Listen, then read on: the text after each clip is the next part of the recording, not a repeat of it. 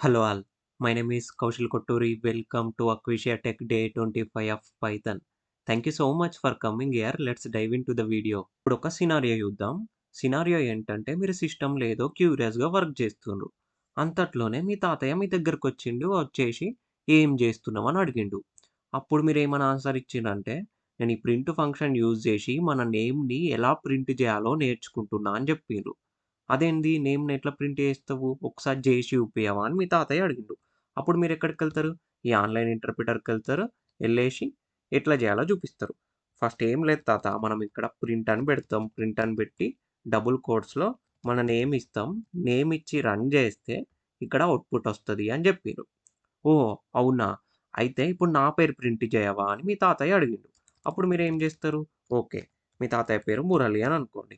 So, ఇప్పుడు దీన్ని పెట్టి రన్ జేస్తారు. రన్ జేస్తే ఇగో ఇక్కడ ఔట్‌పుట్ వచ్చింది అని జూపిస్తారు. సో, దీన్ని జూపియంగానే మీ తాతయ్య చాలా హ్యాపీ ఫీల్ అయ్యిండు.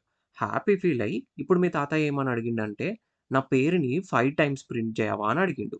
5 టైమ్సా? ఓకే. అని జెప్పి మీరేం చేస్తారు? ఇదే లైన్‌ని 5 టైమ్స్ రాస్తారు కదా! సో, సేమ్ ఇదే లైన్‌ని 5 టైమ్స్ ఇక్కడ రాస్తారు.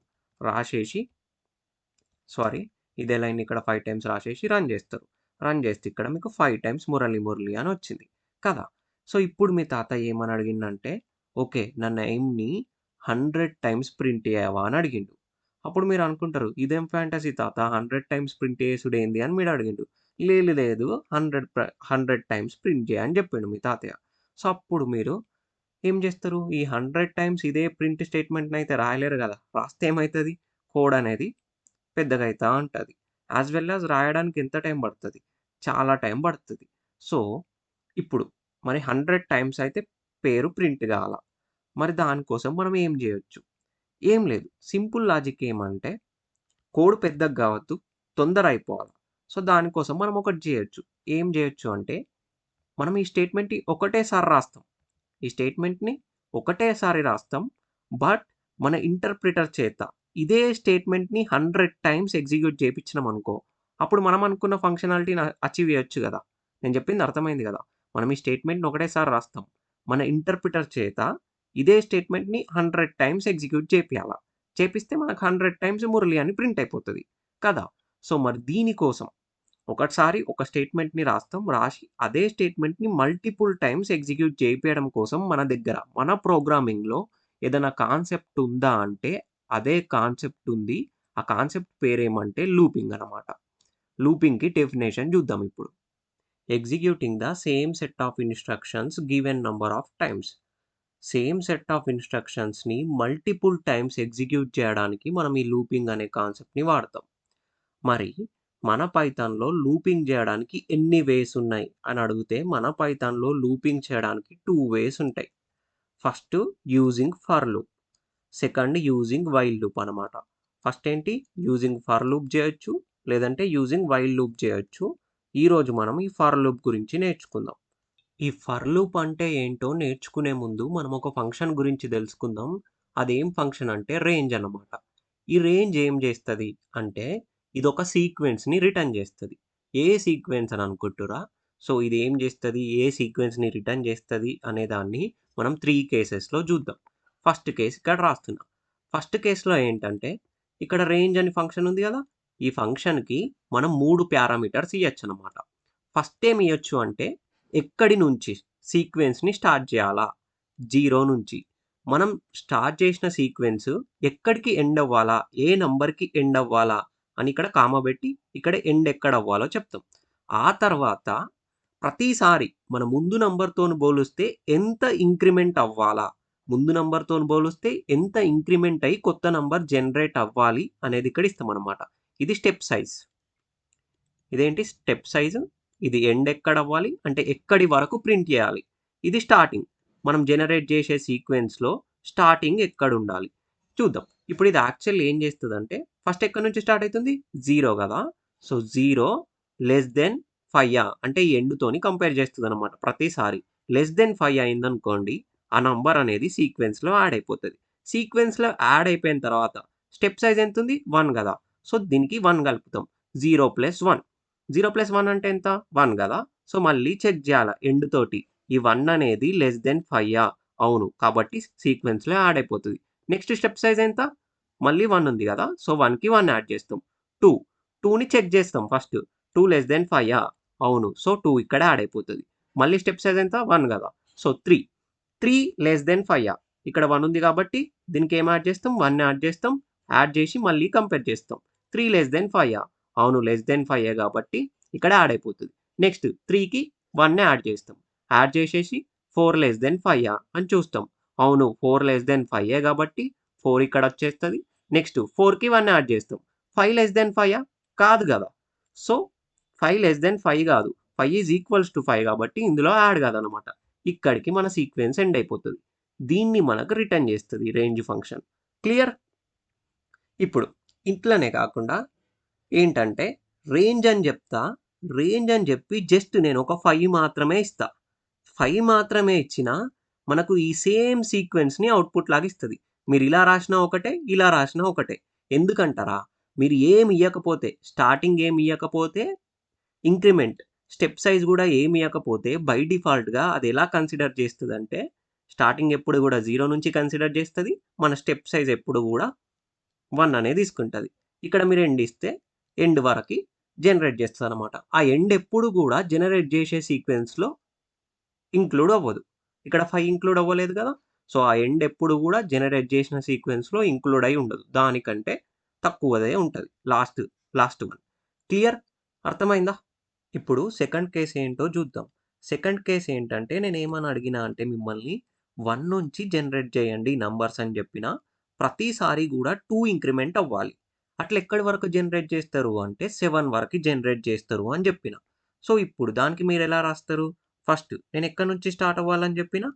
1 నుంచి గదా! మీరేమి ఇయ్యకపోతే అది డిఫాల్ట్‌గా 0 తీసుకుంటది. బట్ నేనేమని జెప్పినా? 1 నుంచి స్టార్ట్ జేయాలి అని జెప్పిన. ఎక్కడి వరకు? 7 వరకు అన్నా. ప్రతిసారి ఎంత ఇంక్రిమెంట్ అవ్వాలి? 2 ఇంక్రిమెంట్ అవ్వాలని జెప్పిన. సో, ఇప్పుడు ఇది ఎలా జనరేట్ చేస్తదో మీరిలా రాస్తే అది మనకు సీక్వెన్స్‌ని ఎలా అవుట్‌పుట్ లాగా ఇస్తదో జూద్దాం. ఫస్ట్ ఏంటి? 1 ఉంది గదా! స్టార్టింగ్ 1 ఉంది. సో, 1ని కంపేర్ చేస్తాం. దేనితోని? ఈ ఎండ్‌తోని. 1 లెస్ దెన్ 7 అవును గాబట్టి ఈ సీక్వెన్స్‌లో యాడ్ చేస్తాం. మళ్ళీ ఎంత ఇంక్రిమెంట్ అయితుంది? 1 + 2 అంటే 3 కదా! సో, మళ్ళీ చెక్ చేస్తాం. 3 లెస్ దెన్ 7 అవును. కాబట్టి ఇక్కడ యాడ్ అయిపోతది. నెక్స్ట్ 3కి ఎంత యాడ్ అవ్వాలి మళ్ళీ? 2 గదా! 2 యాడ్ అయితే ఎంత? 5. 5 లెస్ దెన్ 7 అవును. సో, 5 ఇక్కడ యాడ్ అయిపోతది. నెక్స్ట్ 5కి ఎంత యాడ్ అవ్వాలి? 2 గదా! సో, 2 యాడ్ చేస్తే 7 లెస్ దెన్ 7 అని కంపేర్ చేయాలి. కంపేర్ చేస్తే 7 లెస్ దెన్ 7 కాదు గదా! సో, మన సీక్వెన్స్ అనేది ఇక్కడికే ఎండ్ అయిపోతదనమాట. ఇది సెకండ్ కేస్. అర్థమైంది గదా! ఎక్కడి నుంచి ఫర్ సపోజ్ మీరు 2 నుంచి స్టార్ట్ చేయాలనుకున్నారనుకోండి. అప్పుడు ఇక్కడ 2 ఇస్తారు. లేదు 3 నుంచి స్టార్ట్ చేయాలంటే ఇక్కడ 3 ఇస్తారు. ప్రతిసారి ఎంత ఇంక్రిమెంట్ అవ్వాలి అనేది ఇక్కడ ఇస్తారనమాట.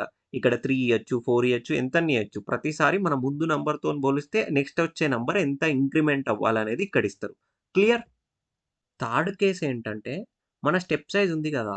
దాన్ని పాజిటివ్‌గా గాకుండా నెగెటివ్‌గా గూడా ఇయ్యొచ్చనమాట. థర్డ్ కేస్ ఏంటి? మన స్టెప్ సైజ్‌ని పాజిటివ్‌గా గాకుండా నెగెటివ్ గూడా ఇయ్యొచ్చనమాట. ఎలా అంటారా? ఇక్కడ చూడండి. రేంజ్ అని రాస్తాం. రాసేసి నేను నా స్టార్టింగ్ ఎక్కడవ్వాలని జెప్తున్నా? 8 దగ్గర అవ్వాలని జెప్తున్నా. ఎండింగ్ ఎక్కడవ్వాలి అంటే, ఒక 5 దగ్గర అవ్వాలి అని జెప్పిన. స్టార్ట్ ఏమో 8 దగ్గర అవ్వాలి. ఎండ్ ఎక్కడ అవ్వాలి? 5 దగ్గర అవ్వాలి. ప్రతిసారి గూడా -1 అవ్వాలన్నమాట. స్టెప్ సైజ్ ఎంత ఇస్తున్నా? -1 అని ఇస్తున్నా. సో, ఇక్కడ మీరు -1 అని ఇస్తే ఏమైతదంటే ఫస్ట్ స్టార్టింగ్ ఎక్కడుంది? 8 గదా! ఇక్కడ చెక్ చేస్తామన్నమాట. 8 ఎబోవ్ 5 ఇక్కడ మైనస్ ఉంటే మాత్రం ఎబోవ్. ఇక్కడ పాజిటివ్ ఉంటే మాత్రం బిలో అన్నమాట. సో, ఇక్కడ మైనస్ ఉంది కాబట్టి గ్రేటర్ దెన్ వాడతామన్నమాట ఎండ్ తోటి. రైట్? 8 గ్రేటర్ దెన్ 5 అవును. సో, మనం ఎక్కడికొచ్చేస్తాం?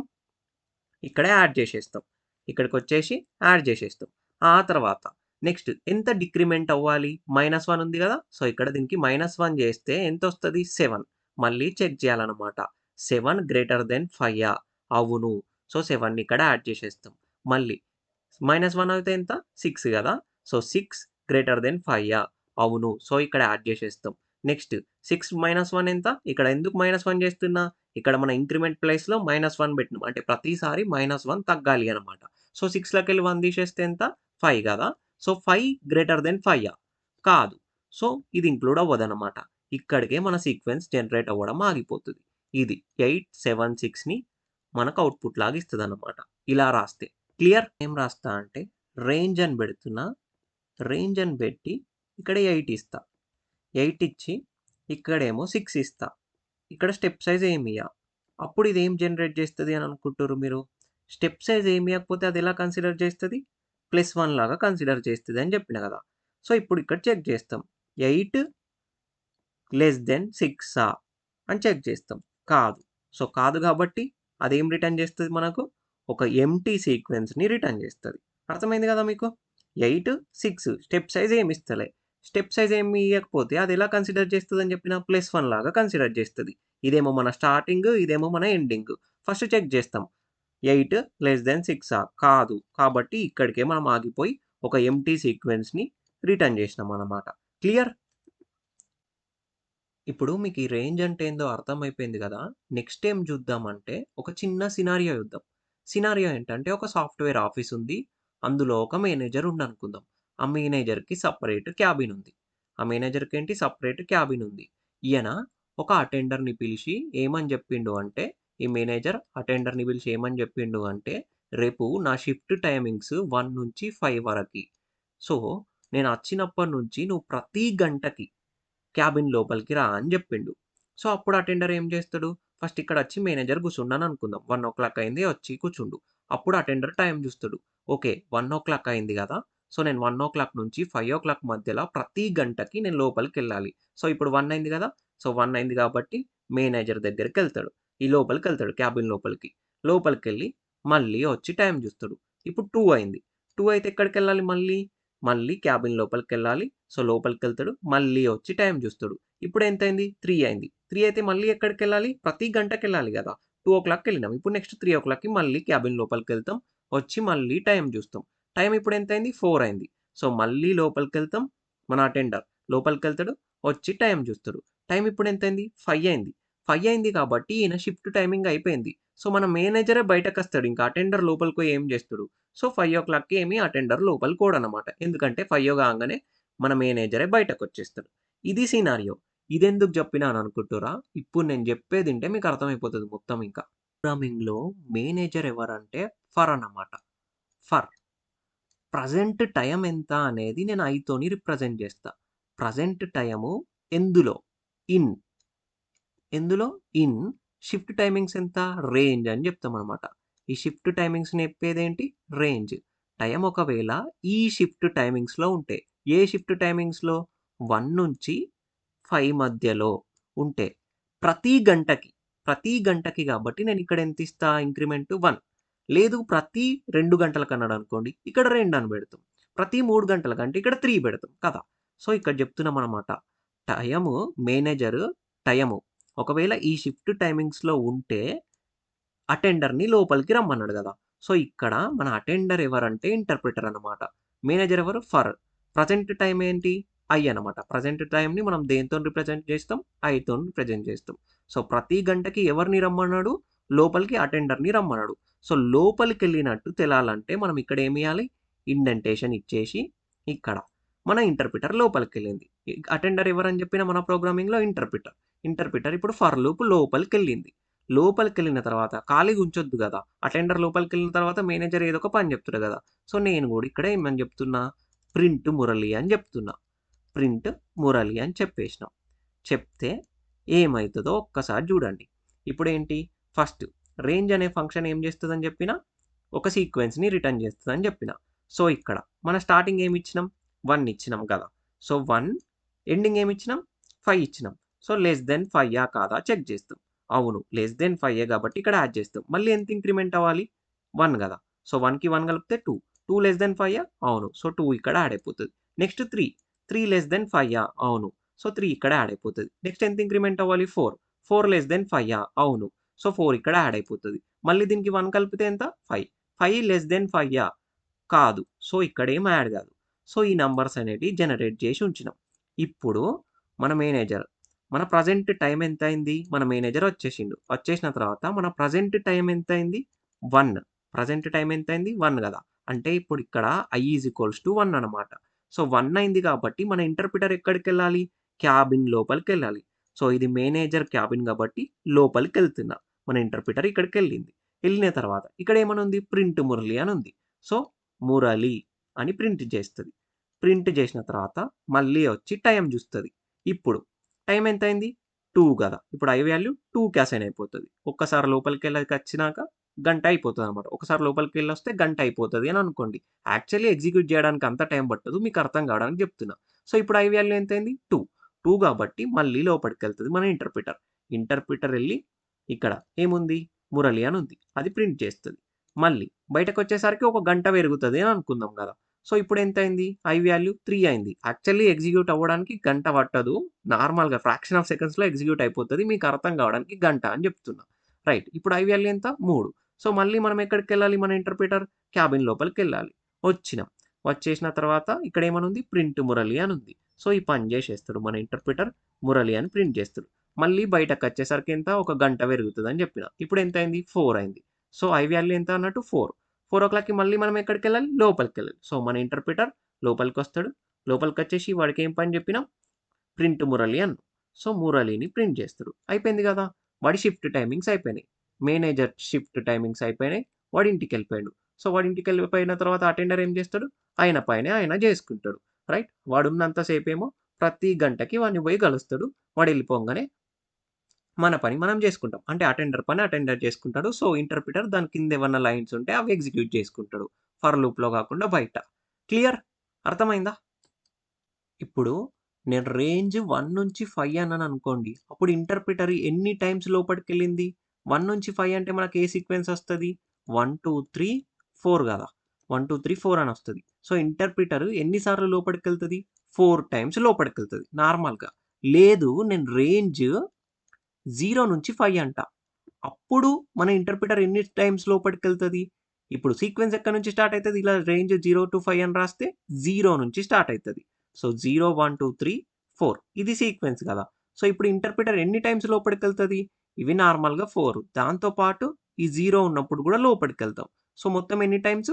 5 టైమ్స్ కదా! సో ఇక్కడ మీరు 0ని ఇంక్లూడ్ చేస్తేనేమో 5 టైమ్స్ లోపటికెళ్తాం. లేదు మీరు స్టార్టింగ్ 1 నుంచి స్టార్ట్ చేస్తేనేమో ఓన్లీ 4 టైమ్స్ ఎళ్తాం. మన 5 ఎప్పుడు గూడా ఇక్కడ ఎండింగ్ ఎప్పుడు గూడా ఇందులో ఇంక్లూడ్ అవ్వదు. మీకు తెలుసు గదా! ఎందుకో. మురళి అని 4 టైమ్స్ ప్రింట్ చేయాల. సో దాన్ని ఎలా చేద్దామో ఇప్పుడు చూద్దాం. మీరిక్కడ ఆన్‌లైన్ ఇంటర్ప్రిటర్‌కి రండి. వచ్చిన తర్వాత మీకు ఫర్ లూప్ గురించి తెలియకముందు ఎలా చేసిర్రు? ఇక్కడ ప్రింట్ అని రాసి మురళి అని పెడతారు. పెట్టేసిన తర్వాత ఇదే దాన్ని 4 టైమ్స్ కాపీ పేస్ట్ చేస్తారు కదా! సో దీన్నే మళ్ళీ మనం ఏం చేస్తాం? ఇలా కాపీ పేస్ట్ చేస్తాం. 4 టైమ్స్ కాపీ పేస్ట్ చేసి రన్ చేస్తే మనకేంటి 4 టైమ్స్ మురళి అని వచ్చింది. అలా గాకుండా ఇక్కడ మనం ఎన్ని స్టేట్మెంట్స్ రాసినాం? 4 స్టేట్మెంట్స్ రాసినాం. ఇప్పుడు అలా గాకుండా ఫర్ లూప్‌ని యూజ్ చేసి ఎలా చేయాలో చూద్దాం. ఎలా అంటే ఫర్ మన మేనేజర్ టైమ్ ఈ టైమ్‌లో ఏ టైమ్? ఇన్ రేంజ్ ఈ షిఫ్ట్ టైమ్‌లో ఎప్పటి నుంచి ఎప్పటి వరకు నేను ఎన్ని టైమ్స్ ప్రింట్ చేయమన్నా మిమ్మల్ని? 4 టైమ్స్ కదా! సో 4 టైమ్స్ ప్రింట్ అవ్వాలంటే మనం ఎక్కడి నుంచి ఎక్కడి వరకు ఇయొచ్చు? స్టార్టింగ్ 1 నుంచి స్టార్ట్ అయ్యి 5 వరకి అని చెప్పినాం. సో అప్పుడేంటి 4 టైమ్స్ లోపలికెళ్తాడు మన ఇంటర్ప్రిటర్ కదా! సో ఇప్పుడు 4 టైమ్స్ లోపటికెళ్తాడు. సో ఇక్కడ కలనిస్తాం. లోపటికెళ్ళిండు ఇంటర్ప్రిటర్. లోపటికెళ్ళినప్పుడు ఏం జేయాలా? ప్రింట్ కౌశిల్. కౌశిల కాదు గదా! మురళి. మురళి అని ప్రింట్ జేయాల. ప్రింట్ జేయాలని జెప్పినాం. సో ఇక్కడేంటి? For i in range 1-5.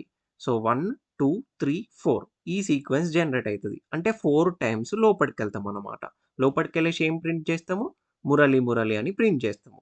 4 times Murali అని వస్తది. ఇప్పుడు దీన్ని రన్ జేయండి. రన్ జేస్తే ఇక్కడ మీకు జూడండి 8 టైమ్స్ వచ్చింది నార్మల్‌గా. ఫస్ట్ 4 స్టేట్మెంట్స్ ఎగ్జిక్యూట్ అయితున్నాయి. ఆ తర్వాత ఇది ఎగ్జిక్యూట్ అయితుంది. సో దాన్ని దీన్ని డిఫరెన్షియేట్ చేయడానికి నేను ఇక్కడ రాస్తున్నదేంటంటే print after using for loop అని పెడుతున్నా. So after using for loop అని పెడితే మీకు అర్థమైపోతది. ఇప్పుడు చూడండి. ఇప్పుడేంటి? ఇలా రన్ చేస్తే ఇక్కడ చూడండి. ఫస్ట్ ఏమో ఈ ప్రింట్ స్టేట్మెంట్‌లని ఇలా రాస్తే 4 టైమ్స్ వచ్చింది. బట్ మనం ఇక్కడేంటి? ఓన్లీ 2 లైన్సే రాసినాం.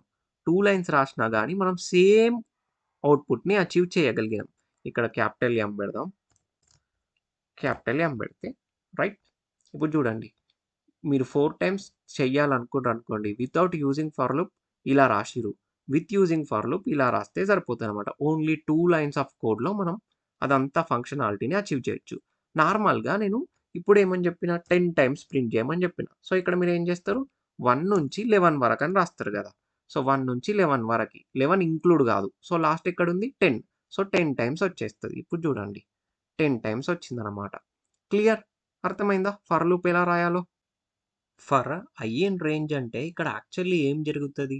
ఇప్పుడు రేంజ్ 1 నుంచి 5 అని ఇస్తే, అది దేన్ని రిటర్న్ చేస్తది? ఒక సీక్వెన్స్‌ని రిటర్న్ చేస్తదని చెప్పిన గదా! 1, 2, 3, 4 ఈ సీక్వెన్స్‌ని రిటర్న్ చేస్తది. సో, మీరెప్పుడైతే ఫర్ ఐ ఇన్ రేంజ్ అన్నారో, ఫస్ట్ టైమ్ ఎంతనో జూడాలి. ప్రెజెంట్ టైమ్ ఎంత? 1:00. So, i is equals to 1. Present time ఎంత? 1 అయితుంది. 1 అయినప్పుడు మన ఇంటర్ప్రిటర్ ఎక్కడికెళ్తది? లోపలికెళ్తది. లోపలికెళ్ళి ఇక్కడేమనుంది? ప్రింట్ మురళి అని ఉంది కాబట్టి మురళిని ప్రింట్ చేస్తది. ఆ తర్వాత బయటకొచ్చి మళ్ళీ జూస్తాం. ఇప్పుడు టైమ్ ఎంత? 2 గదా! So, i is equals to 2. So, ఇప్పుడు మళ్ళీ లోపలికొస్తాం. లోపలికొచ్చేసి ప్రింట్ మురళి అని ఉంది కాబట్టి మురళి అని ప్రింట్ చేస్తాం. మళ్ళీ నెక్స్ట్ బయటకొచ్చి టైమ్ జూస్తామనమాట. ఇప్పుడెంత? 3 గదా! So, i is equals to 3 గాబట్టి ఇక్కడ మళ్ళీ లోపడికొస్తాం. లోపడికొచ్చి ప్రింట్ మురళి అని ఉంది గదా! సో, మురళి అని ప్రింట్ అయిపోతది. నెక్స్ట్ మళ్ళీ బయటకొచ్చి టైమ్ జూస్తాం. ఇప్పుడు టైమ్ ఎంత? 4 గదా! So, i is equals to 4 అన్నట్టు. Present time 4. సో, ఇప్పుడేంటి? మళ్ళీ లోపటికొచ్చి మురళి అని ప్రింట్ చేస్తాం. రైట్. మన సీక్వెన్స్ అయిపోయింది దీనితోని. సో, ఇప్పుడేంటి? ఇంటర్ప్రిటర్ బయటకొచ్చేస్తాడు. నెక్స్ట్ దాని పని అది చేసుకుంటాడు. అంటే దీని కింద ఏమన్నా లైన్స్ ఉంటే అవి ఎగ్జిక్యూట్ చేసుకుంటాడనమాట. ఫర్ లూప్‌లో గాకుండా ఫర్ లూప్‌కి సమానంగా. ఫర్ లూప్ లోపల గాకుండా బయట ఏవన్నా ఉంటే అవి ఎగ్జిక్యూట్ చేసుకుంటాడు మన మెయిన్ ఫ్లోలో. క్లియర్? ఇప్పుడు మన టాస్క్ ఏమంటే 1 నుంచి 4 వరకి నంబర్స్‌ని అవుట్‌పుట్ లాగా ప్రింట్ చేయాల. ఎలా అంటారా? ఇలా 1, 2, 3, 4 ఇది మన అవుట్‌పుట్ లాగా రావాలన్నమాట. సో, దీనికోసము యూజింగ్ ఫర్ లూప్ ప్రోగ్రామ్ ఎలా రాస్తారు అని అడిగిన. సో, దాన్నిప్పుడు మనం అచీవ్ చేద్దాం. దానికి ముందు మీరు ఈ ప్రోగ్రామ్ చూడండి. ఈ ప్రోగ్రామ్‌లో రేంజ్ 1-5 అన్నప్పుడు మనకి ఏ సీక్వెన్స్ వచ్చింది? 1, 2, 3, 4 ఇలా వచ్చింది కదా! సో, ఫస్ట్ ఐ వాల్యూ దేనికి ఇనిషియలైజ్ అయింది? 1కి ఇనిషియలైజ్ అయింది. 1కి ఇనిషియలైజ్ అయిన తర్వాత మనం ఎక్కడికెళ్ళినాం? లోపటికెళ్ళినాం. లోపటికెళ్ళి మురళి అని ప్రింట్ చేసినాం. ప్రింట్ చేసి మళ్ళీ వచ్చి చూసినాం. మళ్ళీ వచ్చి చూస్తే ఐ వాల్యూ ఎంతయింది ఇప్పుడు? 2 కదా! సో, 2కి మళ్ళీ ఏం చేసినాం? లోపలికెళ్ళినాం. ఇలా మన ఇంటర్ప్రిటర్ ఒక్కసారి ఫర్ లూప్‌లోకి ఎళ్లి బయటకు రావడాన్ని మనం ఏమంటాం? ఇటరేషన్ అంటాం. ఒక ఇటరేషన్ అంటాం. రైట్? ఇంటర్ప్రిటర్ ఫర్ లూప్‌లోకెళ్ళి రావడాన్ని మనం ఏమంటాం? ఇటరేషన్ అంటాం. ఫస్ట్ ఇటరేషన్ అప్పుడు ఐ వాల్యూ ఎంత? 1. సెకండ్ ఇటరేషన్ అప్పుడు ఐ వాల్యూ ఎంత? 2. మరి థర్డ్ ఇటరేషన్ అప్పుడు మళ్ళీ ఐ వాల్యూ ఏమైంది? 3 అయింది కదా ఇక్కడ. మళ్ళీ ఫోర్త్ ఇటరేషన్ అప్పుడు ఐ వాల్యూ ఎంతయింది? 4 అయింది. 4 అయిన తర్వాత లోపలికెళ్ళాం. మురళి అన్నాం. మురళి ప్రింట్ అయిపోతది. ప్రింట్ అయిపోయిన తర్వాత ఈ సీక్వెన్స్‌లో ఏం గాదు. ఏం లేవు గాబట్టి ఐ వాల్యూ 4 దగ్గర ఆగిపోయింది. కదా! సో, ఇప్పుడు నేనేం జేస్తా అంటే ప్రింట్ మురళికి బదులు ప్రతిసారి ఏమైతుంది? ఐ వాల్యూ మారుతూ వస్తుంది. ఇటరేషన్‌కి గదా! ఫస్ట్ 1 ఉండే. ఆ తర్వాత 2, 3, 4 అయింది గదా! సో, ఇక్కడ నేను అదే రాస్తా. ప్రింట్ మురళిని ప్రింట్ జేసే బదులు నువ్వు జస్ట్ ఐని ప్రింట్ జెయి. ఐని ప్రింట్ జేస్తే ఏమైతది? ఫస్ట్ ఇటరేషన్‌ల 1 ఒస్తది. సెకండ్ ఇటరేషన్‌ల 2 ఒస్తది. థర్డ్ ఇటరేషన్‌ల 3 ఒస్తది. ఫోర్త్ ఇటరేషన్‌లో ఏమైంది? 4 ఒచ్చింది. సో, మనం అనుకున్న అవుట్‌పుట్ ఇక్కడ ఒచ్చేసిందా? ఇది సేమే గదా! సో, జస్ట్ మీరేం జేస్తారంటే మురళికి బదులు ఐని ప్రింట్ చేస్తే 1-4 వరకి నంబర్స్ ఒచ్చేస్తాయి. కోడ్ ఏంటంటే నేనిక్కడ మురళికి బదులుగా జస్ట్ ఐని ప్రింట్ చేస్తే నాకేమొస్తది? 1-4 వరకి నంబర్స్ ప్రింట్ అయిపోతాయి గదా! సో, ప్రింట్ అయిపోయినాయి. ఇప్పుడు అట్లా గాకుండా మీకేమడిగినా అంటే 1-5 వరకి నంబర్స్‌ని ప్రింట్ జేయమన్నా. ఇక్కడ మీరు స్టార్టింగ్ 1 ఇచ్చి ఎండింగ్ 5 ఇస్తే ఎక్కడి వరకొస్తుంది? 4 వరకొస్తున్నాయి. ఇప్పుడు నేను అట్లా గాకుండా ఏమిస్తా? స్టార్టింగ్ 1 ఇచ్చి ఎండింగ్ 6 ఇచ్చిందనుకోండి. అప్పుడు ఎక్కడి వరకొస్తాయి? 1-5 వరకి అన్ని నంబర్స్ గూడా ప్రింట్ అయిపోతాయి. ఇప్పుడు మీకేమని అడుగుతా అంటే 1-6 వరకి 6 గూడా ఇంక్లూడ్ అవ్వాలి అని జెప్పిన. అప్పుడు మీరేం జేస్తారు? స్టార్టింగ్ 1 ఇస్తారు. ఎండింగ్ ఏమిస్తారు? 7 అని ఇస్తారు. 7 అని ఇస్తే మీకేం అర్థమైపోతది మన ఇంటర్ప్రిటర్‌కి? ఓకే. నేను సీక్వెన్స్‌ని జనరేట్ చేయాలా. ఆ సీక్వెన్స్‌లో 1-6 వరకే అన్ని నంబర్స్ ఉంటాయి. ఆ నంబర్స్‌నన్నిటిని గూడా ప్రింట్ జేయాలని ప్రింట్ జేసేస్తదనమాట. మీ ఎండింగ్ ఎప్పుడు గూడా ఆ సీక్వెన్స్‌లో ఇంక్లూడ్ గాదు గాబట్టి ఇక్కడ 6 వరకే జనరేట్ అయినాయి. రైట్? మనం ఇప్పటి వరకు ఫర్ లూప్ గురించి జూషినాం. రేపు ఇంకా ఫర్ లూప్ మీద కొన్ని ప్రాబ్లమ్స్ చేద్దాం. సో దట్ మీకు ఫర్ లూప్ అంటే ఏంటో ఇంకా చాలా బాగా అర్థమైపోతది. నేను ఇప్పటి వరకు చెప్పింది మీకు నచ్చిందనే అనుకుంటున్నా. నిజంగా నచ్చితే సబ్స్క్రైబ్ చేయరా ప్లీజ్? కలుద్దాం రేపు.